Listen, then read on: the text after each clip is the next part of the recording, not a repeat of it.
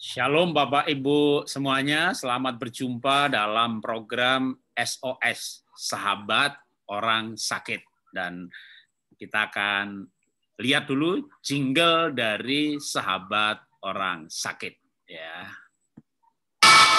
SOS Global Ministries are reaching out of countries around the world by bringing hope for the sick. SOS Global Ministries are sent to be a messenger of new hope.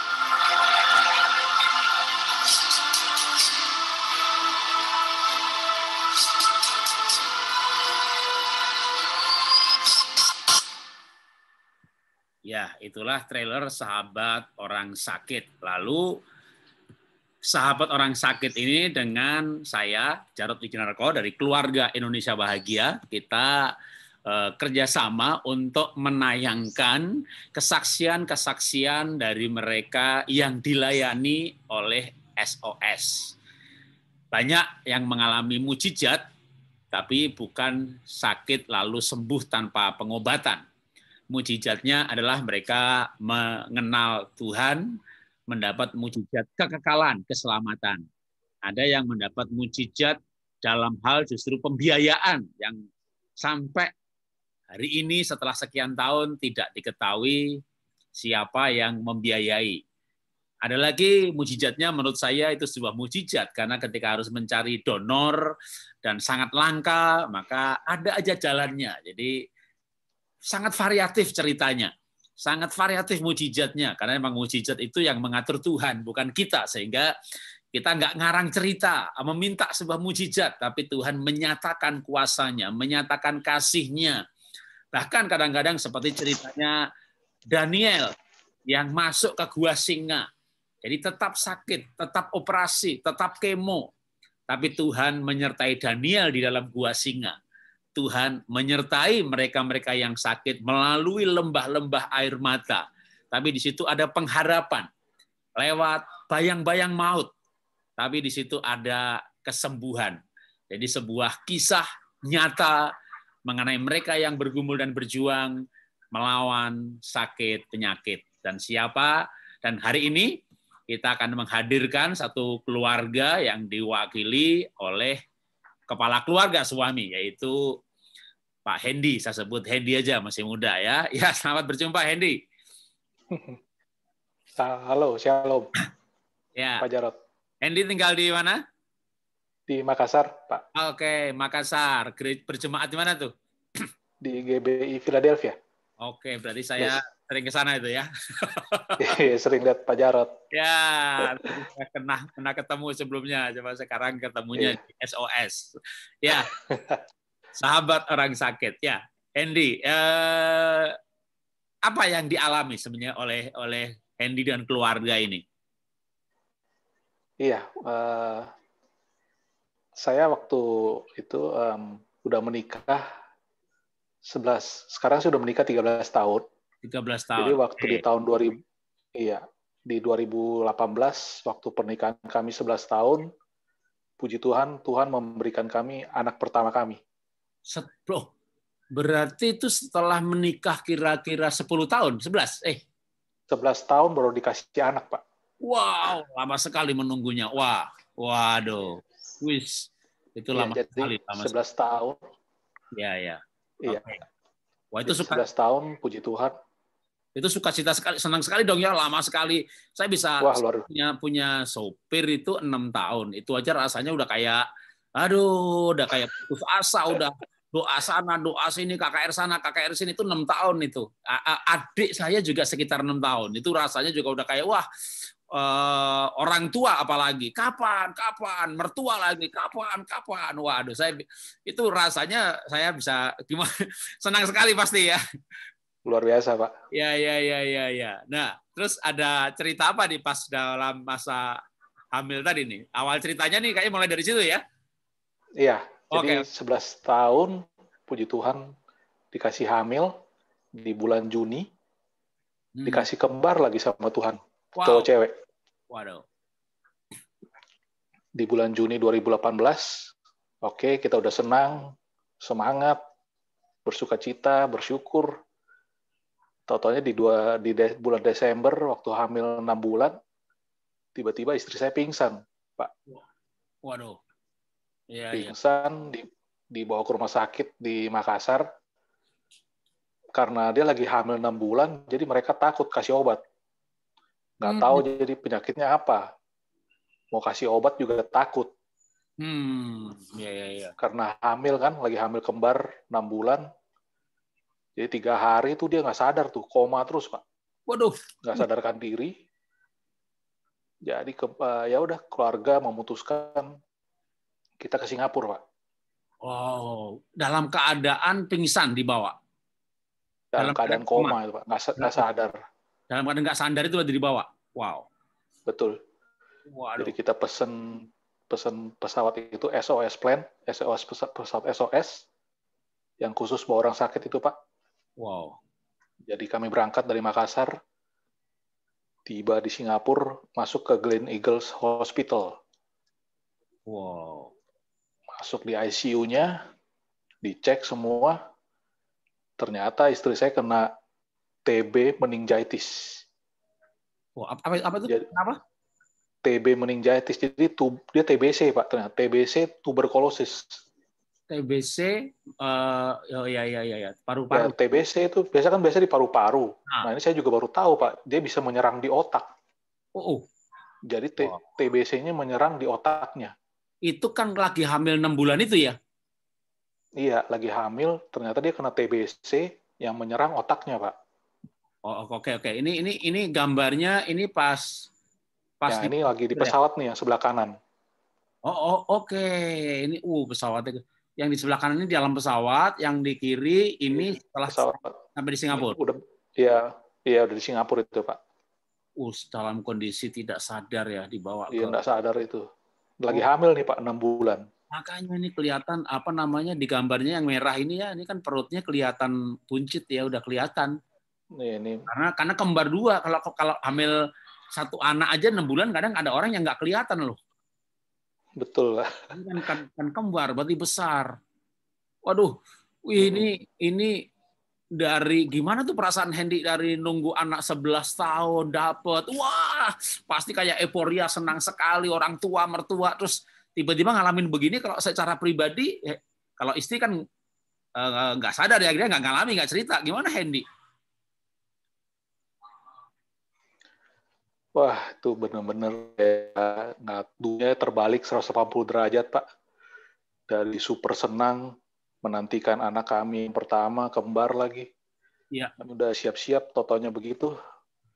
Ya, saya cuma bisa berseru sama Tuhan. Karena saya tahu janji Tuhan tuh ya dan amin.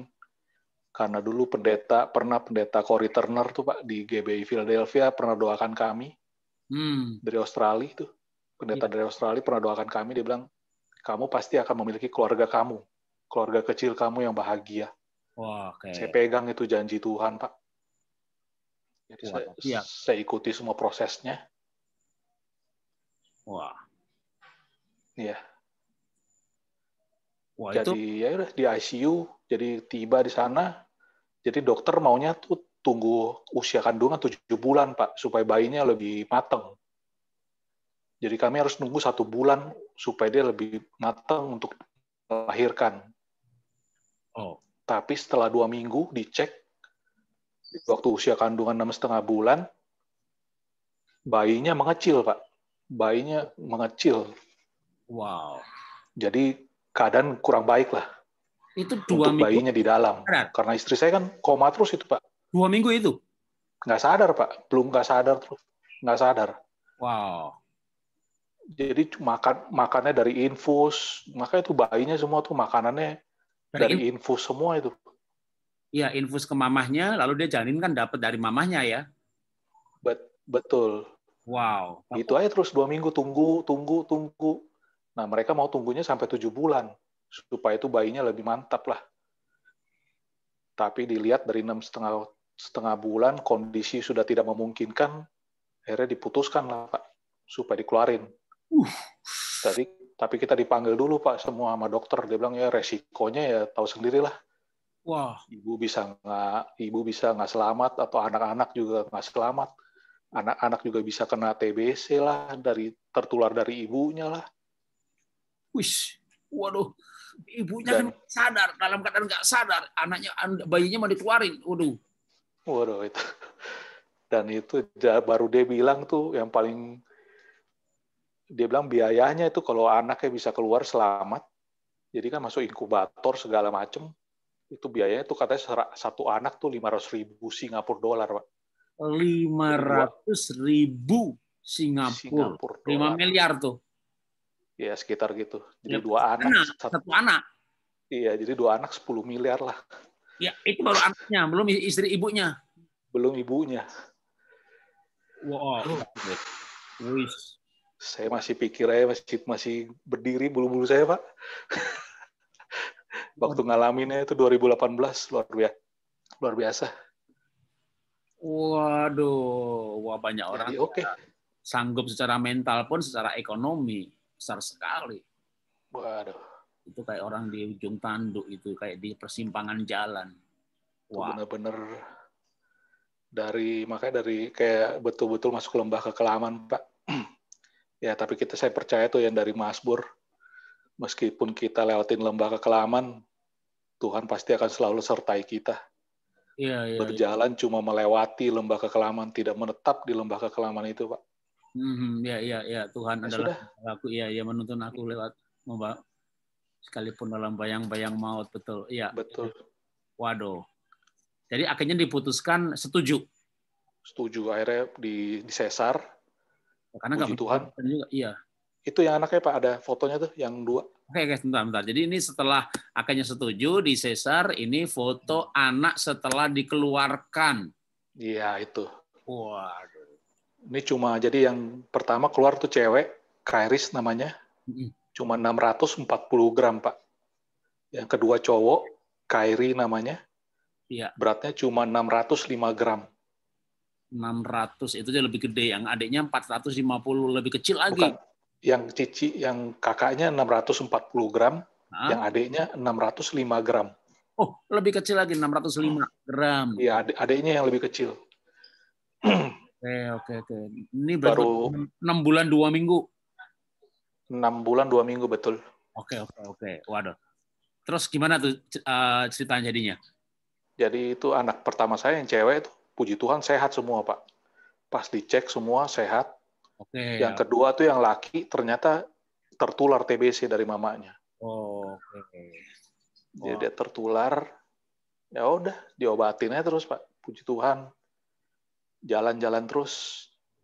Ada lagi fotonya tuh, Pak, udah 1,5 tahun. Oh, jadi tapi akhirnya dua-duanya selamat ya? Selamat, Pak. Puji Tuhan selamat. Nah, ini yang kakak yang mana nih? Yang kakak kiri. Kakak kiri itu laki. Yang cewek. Kakak kiri cewek, adik cowok kanan. Yang kanan, iya. Oke, wah selamat ya dua-duanya ya. Udah puji Tuhan ya. 6,5 bulan loh. Waduh. Umur 6,5 bulan. Wah. Ini aja udah luar biasa. Terus, wah, puji Tuhan. Ya. Nah, istri oke kan ya? Selamat juga ya? Istri ya karena itu sudah kena di otaknya. Jadi dia kayak kena stroke, Pak, setengah badan. Jadi setengah badannya kena stroke. Waktu dioperasi masih nggak sadar tuh waktu sesar? Oh, nggak sadar. Masih tunggu lagi 2 minggu lagi, Pak, baru sadar. Jadi sebulan dia koma. Malah dia nggak tahu kalau anaknya udah lahir. Nggak tahu, Pak. Waduh. Ini sudah anak, istri juga. Waduh, berat sekali ini. Waduh. Jadi 1 bulan dia koma, bangun-bangun ya kayak orang nggak ingat apa-apa gitu. Oke. Jadi otaknya kan juga udah kena itu penyakit, udah kena virus, jadi udah kena otaknya, jadi dia kayak lupa, terus badannya stroke setengah. Wow. Begitu.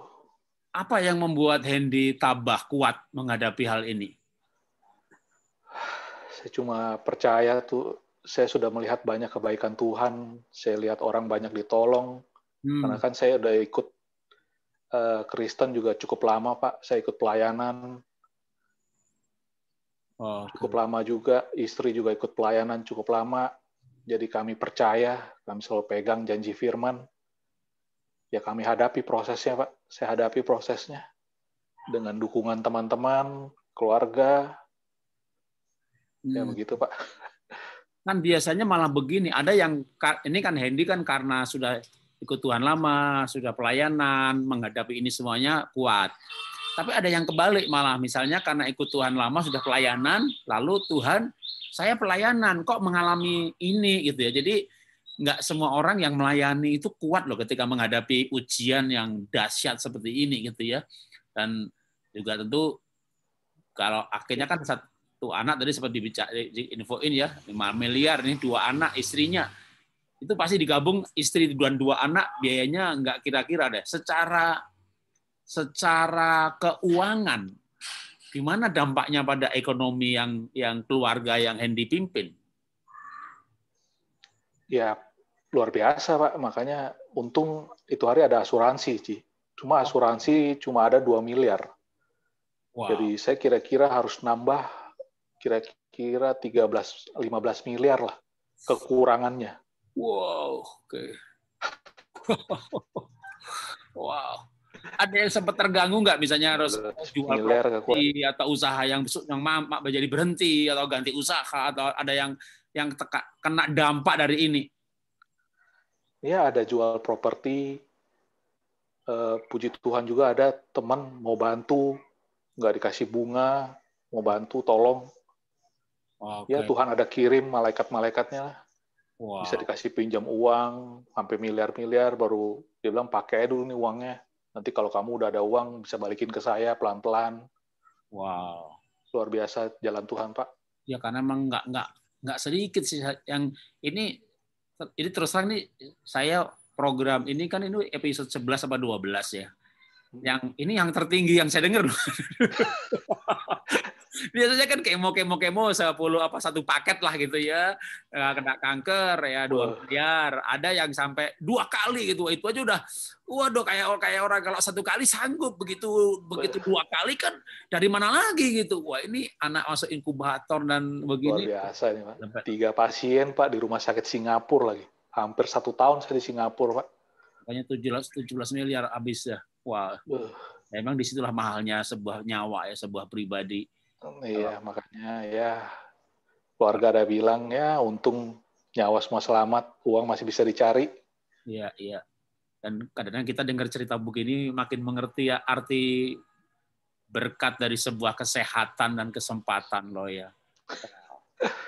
Nah, Hendy sendiri apa impian, cita-cita atau sekarang kerjaannya? Atau mungkin sebelum kejadian ini apa impiannya? Impiannya saya udah senang punya anak-anak, kami udah berjanji sama saya, sama istri saya, kita punya anak-anak nanti sama-sama melayani Tuhan, serahkan, karena ini anak sudah ditunggu 11 tahun. Ya, pokoknya kita mau all out untuk Tuhan Yesus. Ya, tapi Tuhan lempar kami ke lembah kekelaman, tapi nggak apa-apa, kami pasti akan bangkit lagi pelan-pelan. Dan puji Tuhan, saya sudah lihat banyak kebaikan Tuhan. Iya, iya. Nah, ini saya lompat ke fotonya ya. Ini berarti ini istri, ini anak usia berapa nih? Ini udah hampir 2 tahun, Pak. Oh, udah lewat 2 tahun ya. Tapi istri berarti di kursi roda begini ya? Iya, jadi dia kan kayak lumpuh setengah, Pak. Jadi masih di kursi roda. Ini tahun 2020? Iya. Wow. 2020 betul. Oke. Terus ini tahun 2020 juga. Nah, ini anak saya yang cowok masih di Jakarta nih, Pak. Kenapa tuh? Karena waktu dia pulang terakhir nih. Jadi pulangnya bertahap tuh, Pak. Pertama anak saya yang perempuan dulu yang pulang dari Singapura. Dia bulan Maret 2019. Habis itu istri saya pulang bulan Agustus 2019. Terakhir anak laki saya bulan Oktober 2019. Karena anak laki saya kan dia lebih perlu pengobatan. Akhirnya diputuskan boleh pulang, tapi harus ke Jakarta karena di Makassar takutnya nggak ada pengobatan yang cocok buat dia gitu loh. Di Jakarta masih bisa. Nah, makanya itu hari waktu itu dokter Singapura bilang karena biaya terlalu besar, lebih baik kamu bawa ke Jakarta. Biaya kan masih lebih ringan. Dan ya puji Tuhan udah dibawa. Jadi adik saya yang jaga, Pak, di Jakarta. Oke. Oh, jadi akhirnya anak yang sekarang yang laki ikut ikut adiknya. Adik saya ya, karena ya itulah waktu itu kan paru-parunya masih belum berkembang lah apa begitu. Jadi diputuskan daripada tinggal di Singapura terus tunggu berkembangnya kan biaya kan bengkak Pak. Iya, biaya hidup ya, belum lagi dokter. Iya, jadi makanya dia bilang, dokternya bilang, kamu bawa ayah ke Jakarta, udah nggak apa-apa kok, tinggal tunggu aja. Begitu berkembang, ya udah dibawa ke Jakarta, puji Tuhan, semua udah tambah sehat. Wow, wah panjang sekali ceritanya. Apa? Sebentar ini. Oke, terus dari semua ini apa? Berkat apa bagi Hendy pribadi yang didapat? Berkat saya, ya puji Tuhan, anak-anak saya sehat, istri saya juga tambah membaik, orang tua saya jadi juga sehat, jadi orang tua saya sekarang tinggal sama saya, bantu saya untuk jaga anak perempuan saya. Ya puji Tuhan semua sehat Pak, apa melewati COVID begini lagi. Jadi pelan-pelan lah saya masih terus berdoa nih untuk istri saya supaya dia bisa bangkit lagi, bisa senang sama anak-anaknya. Begitu Pak.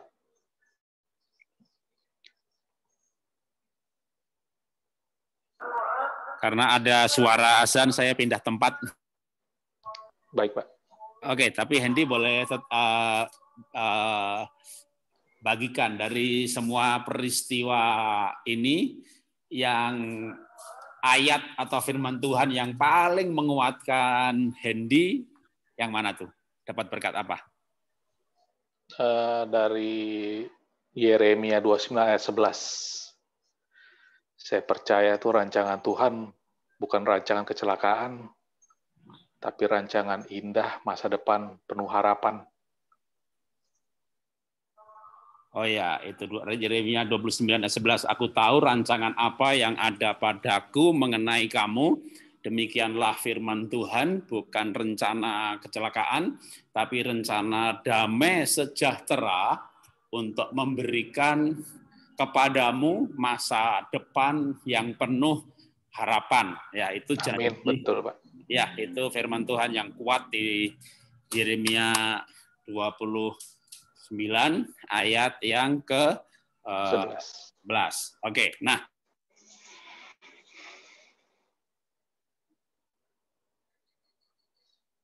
Yang sering jadi masalah itu kan sering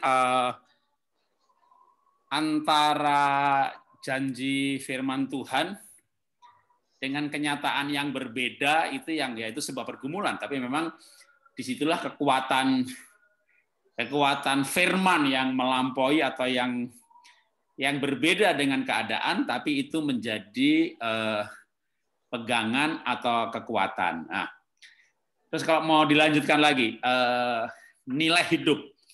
Lewat peristiwa ini kan sering juga orang itu mendapat nilai hidup. Jadi belajar sesuatu dari Tuhan yang lewat kejadian itu pelajarannya jadi kayak kuat sekali gitu ya. Seperti saya waktu 2009 saya kebakaran dan nggak saya asuransi, jadi ludes. Saya merantau ke Jakarta, mengadu nasib, kumpulin uang belasan tahun. Saya tinggal pelayanan sekeluarga. Jadi bukan kami sedang lagi senang-senang atau apa, lagi pelayanan sekeluarga saya bawa pelayanan. Saat itulah kebakaran rumah dan ludes habis. Wah, itu nggak diasuransi lagi. Karena ludes habis, jadi ini peristiwa kan kehilangan yang besar gitu. Tapi juga itu pelajarannya nggak lupa sampai hari ini bahwa harta tidak kekal.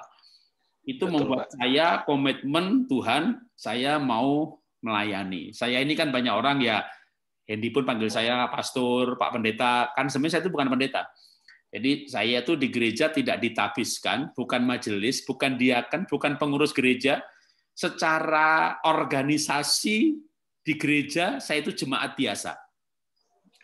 Tapi karena saya mengalami banyak pengalaman yang membuat saya itu jadi habis-habisan buat Tuhan. Saya komitmen melayani, saya mau cari yang tidak bisa terbakar, karena saya pernah punya harta terbakar. Saya orang miskin, merantau, mengadu nasib, bangun bisnis, nabung, begitu terkumpul, kebakar habis.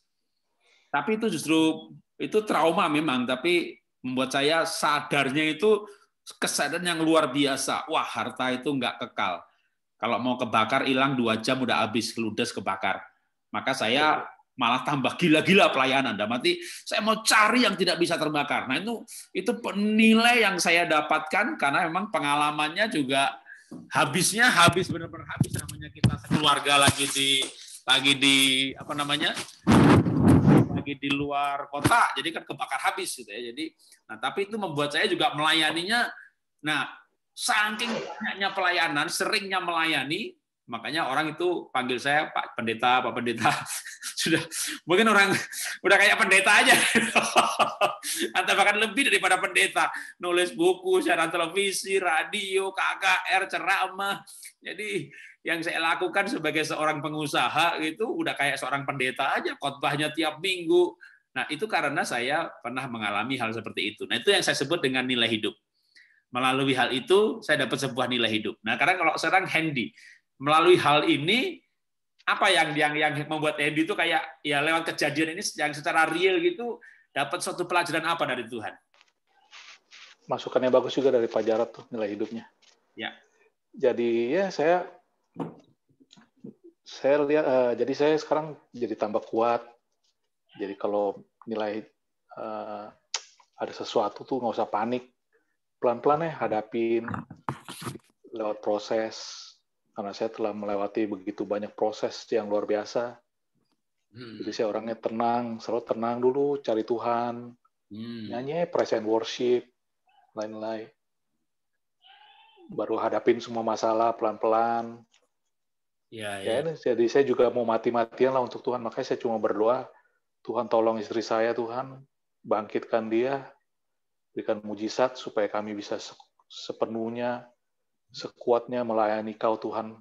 Karena saya tetap butuh istri saya yang setengah rohani saya juga, kan nggak enak juga kalau saya sendiri gitu, Pak. Iya. Makanya saya selalu berdoa sama Tuhan, tolong Tuhan kasih setengah jiwa saya ini untuk bangkit Tuhan.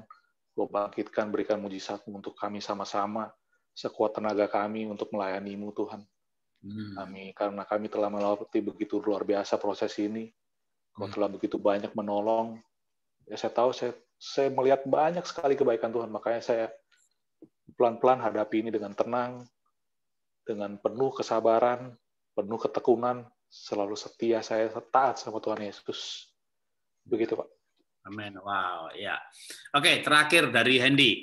Ada yang mau disampaikan untuk para pemirsa yang melihat acara ini, kesan dan pesan dari Hendy untuk kita semuanya? Ya, di masa pandemi gini, saya lihat banyak juga orang susah, banyak orang menderita. Saya cuma mau bilang, jangan lepas iman kita kepada Tuhan Yesus. Karena dia satu-satunya, the only way, satu-satunya jalan, Pak. Untuk menuju damai sejahtera, kebahagiaan. Ya, meskipun kita melewati proses yang luar biasa, tetap pegang sama Tuhan. Tuhan tidak pernah akan melepaskan tangan kita. Kita pasti akan sampai tujuan akhir kita.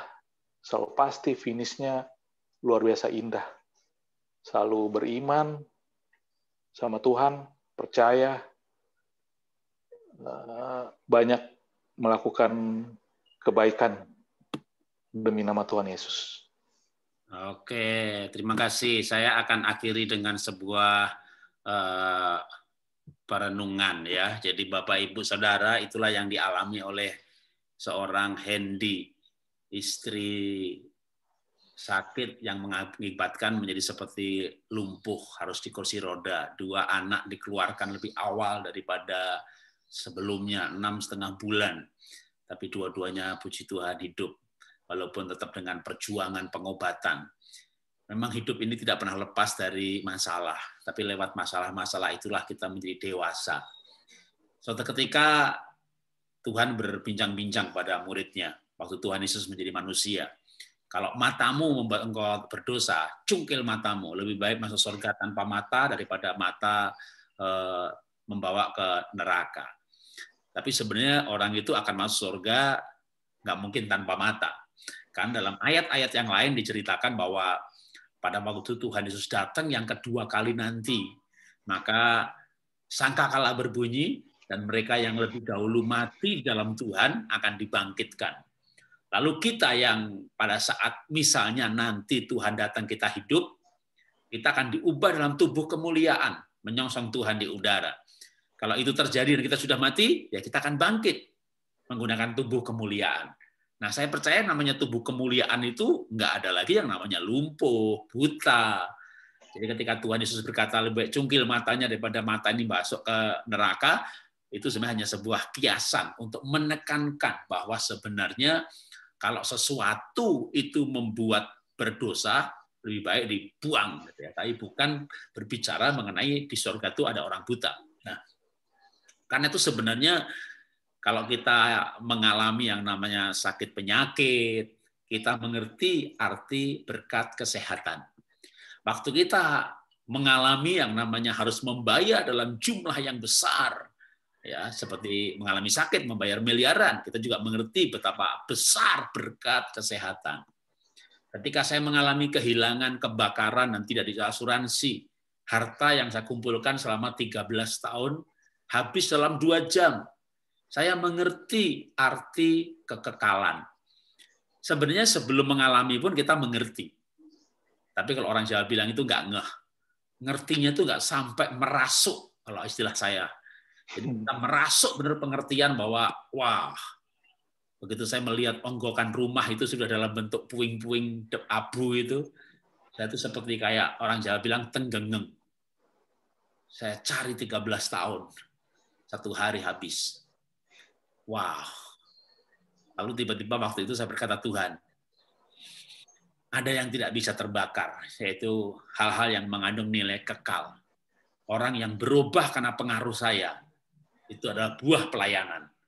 Orang yang lahir baru karena pengaruh saya, itu buah kerajaan.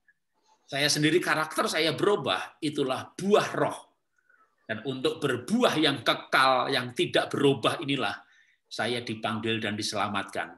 Di depan puing-puing rumah yang terbakar itu saya berjanji kepada Tuhan.